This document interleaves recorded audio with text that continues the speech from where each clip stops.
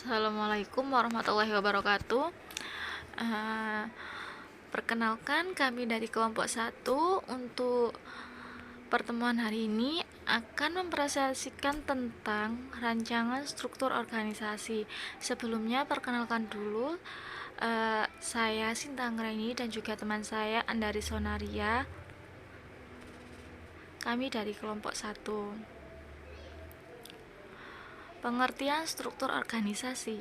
Struktur organisasi adalah sebuah garis hierarki atau bertingkat yang mendeskripsikan komponen-komponen yang menyusun perusahaan, di mana setiap individu atau SDM yang berada pada lingkup perusahaan tersebut memiliki posisi dan fungsinya masing-masing.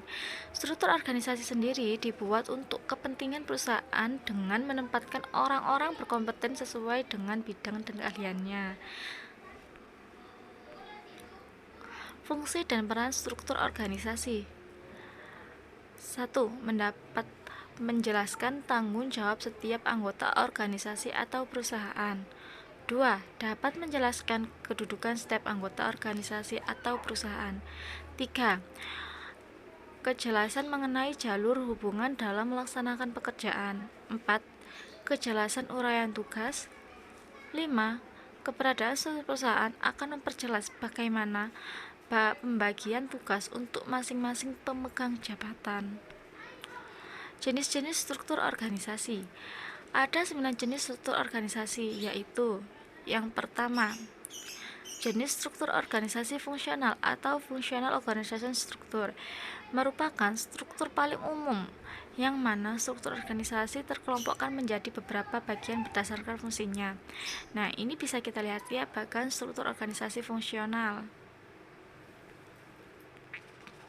Selanjutnya adalah struktur organisasi divisi, terdiri dari beberapa struktur fungsional yang lebih kecil.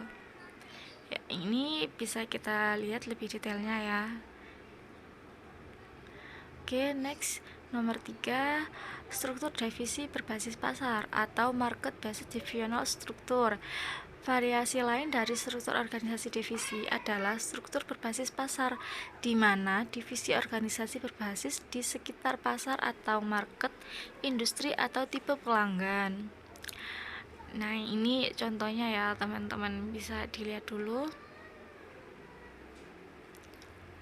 Oke, selanjutnya nomor 4, struktur divisi geografis atau geographical divisional structure, di mana struktur organisasi geografis membentuk divisi berdasarkan geografi atau letak wilayah. Nah, ini contohnya ya. Bagannya bisa kita lihat di sini. Oke, next, nomor 5. Jenis struktur organisasi berbasis proses atau proses based struktur. Struktur organisasi berbasis proses dirancang dari ujung proses ke ujung proses yang berbeda, seperti penelitian dan pengembangan, akuisisi pelanggan, dan pemenuhan pesanan. Tidak seperti struktur yang fungsional, struktur berbasis proses tidak hanya mempertimbangkan aktivitas yang karyawan lakukan, tetapi juga bagaimana berbagai aktivitas itu berinteraksi satu sama lain. Berikut ini contoh bagannya ya, struktur organisasi berbasis proses.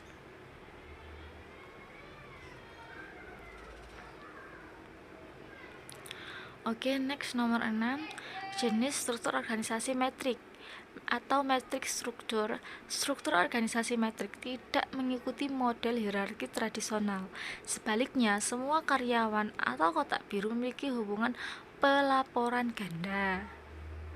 Nah, ini bagannya ya.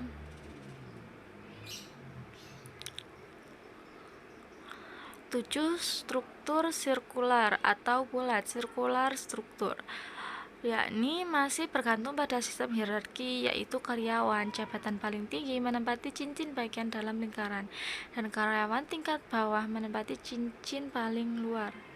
Ya, ini ya, jadi yang paling tinggi CEO nya ada di bagian dalam, dan untuk karyawan bagian bawah menempati bagian paling luar dari cincin struktur organisasi bulat ini. Oke, nomor 8, struktur datar atau flat struktur. Struktur datar membatasi level manajemen hingga semua staf sejajar. Dengan jenis struktur organisasi ini, karyawan dapat lebih produktif karena sedikit tekanan daripada menggunakan sistem hierarki. Nah, ini contoh bahkan struktur organisasi datarnya. Oke, next terakhir nomor 9 ya. Struktur jaringan atau network struktur. Struktur jaringan sering dibuat ketika suatu perusahaan bekerja dengan yang lain untuk berbagai sumber daya, atau jika perusahaan Anda memiliki banyak lokasi dengan fungsi dan kepemimpinan yang berbeda. Jika perusahaan Anda tidak melakukan semuanya di bawah satu atap, struktur ini adalah cara yang paling bagus untuk menunjukkan kepada karyawan atau pemangku kepentingan bagaimana proses outsourcing bekerja di luar lokasi. Nah, ini contohnya bagan dari struktur jaringan atau network struktur.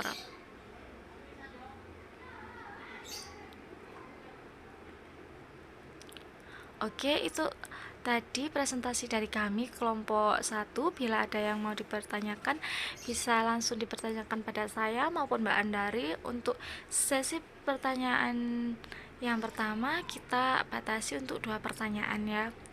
Sekian dan terima kasih. Wassalamualaikum warahmatullahi wabarakatuh.